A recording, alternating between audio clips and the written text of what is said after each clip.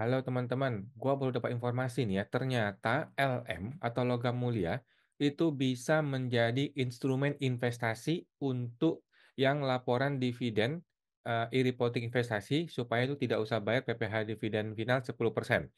Gue baru banget dapat informasinya ya. Selama ini kita pahami bahwa emas itu bukan kategori instrumen investasi. Ternyata dia masuk. Nah, inilah makanya pentingnya kita untuk mengupdate langsung ke menu laporan e-reporting investasi ya. Setahu gua dulu belum ada deh, oke. Ini bentuk laporan e-reporting ya, gue sudah lapor yang 2024. Sekarang, supaya teman-teman tahu instrumen-instrumen apa saja yang diperbolehkan, lu tinggal klik menu lapor ya, klik menu lapor, kemudian yang di bawah sini, yang sebelah bawah kan laporan investasi. Nah, kita tinggal klik satu kali. Nah, kan ini dia ya, bentuknya laporan investasi seperti ini kan. Jadi ini ada 2024, 23, 22, kemudian tanggal investasi kapan, kemudian ini adalah bentuk investasi. Nah, di sinilah lu bisa menentukan atau mencari, investasi lu tuh termasuk atau nggak termasuk sih. Kalau kita klik logam mulia ya, logam mulia ternyata ada teman-teman. Dulu setahu gue yang nggak ada setahu gua ya, karena logam mulia itu sulit dibuktikan, dan belum tentu juga bisa dikatakan investasi ya, seringkali orang LM itu kan nggak jelas ya. Tetapi ternyata ada. Kalau kita lihat ya, investasi infrastruktur melalui kerjasama pemerintah dengan badan usaha, investasi pada logam mulia bentuk emas batangan atau lantakan. Ini sama juga, tetapi yang ini adalah infrastruktur melalui kerjasama, yang ini sektor real.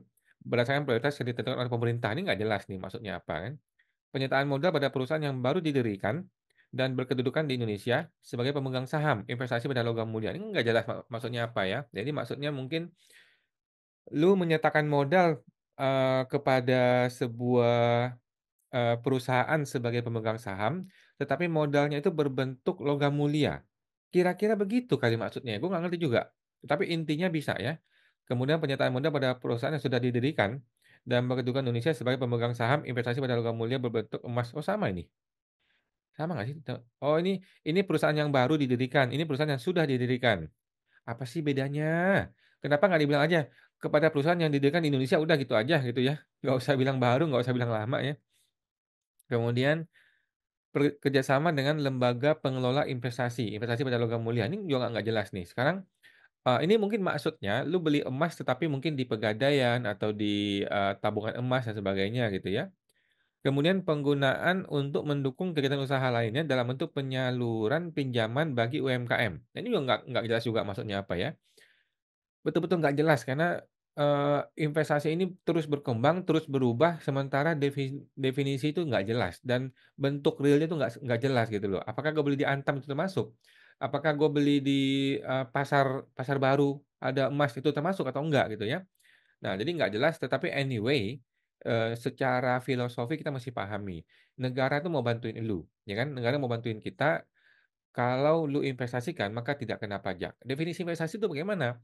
Lu menaruh duit lu di sebuah instrumen, di mana aset ini bisa berkembang. Kira-kira begitu prinsipnya kan? Eee kalau emas kan secara logika bisa berkembang ya, secara logika berkembang sehingga kita boleh katakan logam mulia bisa dikatakan sebagai sebagai, instrumen investasi. Pertanyaannya, kalau perhiasan gimana? Kalau perhiasan nggak ada di sini ya. Coba kita cari perhiasan. Perhiasan, tidak ada ya. Jadi, eee, usahakan beli LM saja teman-teman ya, LM emas batangan begitu.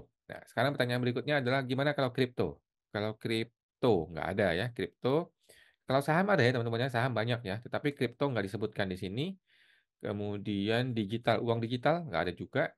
Kemudian mobil, mobil nggak bisa ya, motor. Nah, kenapa mobil motor nggak bisa? Karena mobil motor itu, nilainya menyusut ya, bukan nilainya berkembang. Jadi nggak bisa disebut sebagai instrumen investasi. Kemudian tadi kripto gimana? Kripto itu, kenapa nggak bisa masuk investasi? Karena kripto sendiri regulasi di Indonesia ini belum jelas regulasinya. Walaupun sudah ada Bapepti, sekarang udah masuk ke OJK ya. Tapi masih nggak jelas gitu. Kemudian ada orang beli mesin produksi, itu masuk apa enggak? Karena mesin itu kan bisa menghasilkan kan? Coba kita ketik mesin, nggak ada teman-teman ya. Nah jadi, supaya tahu Anda itu investasinya itu bisa atau nggak bisa, maka mesti cari di sini, oke. Tadi kita sudah buktikan LM itu bisa, logam mulia, bentuknya adalah emas batangan. Apapun, masalahnya itu pokoknya LM bisalah gitu ya. Kalau kripto, mobil, mesin sejauh ini masih belum bisa, sudah kita coba cari kan tadi, nggak bisa ya. Mmm, yang paling gampang sih teman-teman ya, yang paling gampang yang bikin lu nggak pusing adalah SBN ya. Beli SBN atau obligasi pemerintah sudah dijamin aman, nggak mungkin dong negara bangkrut kan. Yang kedua adalah deposito atau tabungan, kemudian saham di perusahaan baik TBK maupun tertutup. Ya yang keempat LM ini, LM ini bisa dilakukan ya. Salah satu instrumen investasi, karena di zaman-zaman yang sekarang serba tidak pasti, ya alangkah baiknya kita jangan boros-boros lah ya, kita nabung-nabung aja dan sudah terbukti LM, logam mulia bisa menjadi instrumen investasi, sedangkan yang lain belum bisa, kripto itu belum ada. Oke teman-teman, sampai jumpa, semoga terbantu.